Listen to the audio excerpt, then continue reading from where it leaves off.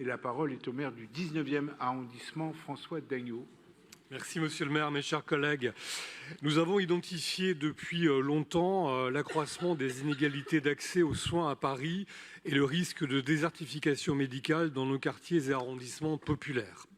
Face à ce constat, nous avons agi et multiplié les initiatives en partenariat avec la communauté des professionnels de santé du 19e, qui s'est constitué en CPTS et qui nous accompagne dans ce travail de mobilisation. Mobilisation des bailleurs pour identifier des locaux en pied d'immeuble dans les quartiers les plus en tension pour y implanter des maisons de santé. Mobilisation du dispositif PariMed dont nous avons actualisé les modalités de fonctionnement l'an dernier et qui fêtera bientôt ses 10 ans. Ce dispositif d'aide à l'installation et au maintien de l'activité des professionnels de santé a permis déjà de belles réussites. Pour ne citer qu'une des toutes dernières, je veux citer le cabinet médical qui s'est ouvert rue Paul-Laurent dans le 19e, dans le quartier Stalingrad-Riquet. Mais malgré ces réussites, l'accès aux soins reste un sujet de préoccupation permanente pour nous, puisque le 19e arrondissement est le seul arrondissement parisien à avoir été entièrement classé en zone d'intervention prioritaire par l'Agence régionale de santé. Certains quartiers de notre arrondissement sont particulièrement concernés, avec une faible densité de professionnels, une concentration importante de facteurs de fragilité au sein de la population.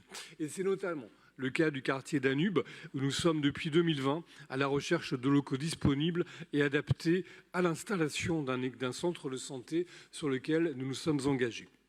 Ces locaux, nous avons fini par les trouver au 27 rue David d'Angers, dans un immeuble de près de 800 mètres carrés fraîchement réhabilité.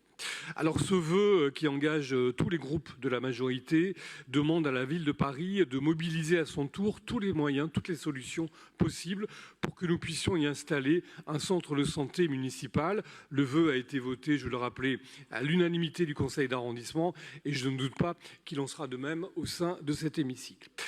Chers collègues, chère Anne-Claire Bouc, je veux profiter de la présentation de ce vœu pour attirer notre attention sur une autre actualité, elle est aussi très urgente, c'est le devenir du centre de santé Stalingrad.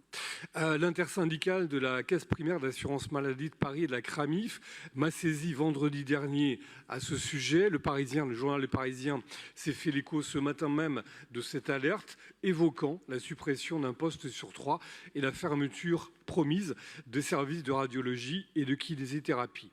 Soyons clairs, ce serait parfaitement inacceptable.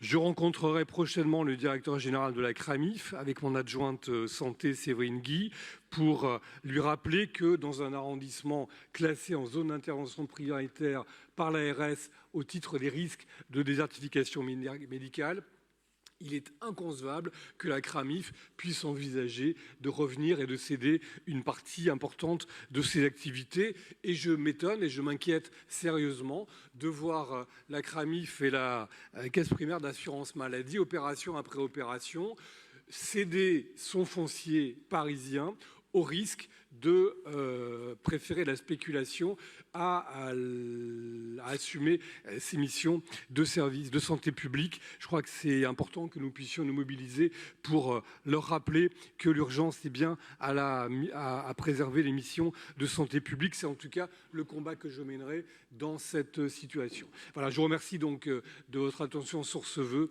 et j'en profite donc pour relayer notre mobilisation, notre vive inquiétude sur cette perspective qui, je le sais, vous inquiète également. Merci.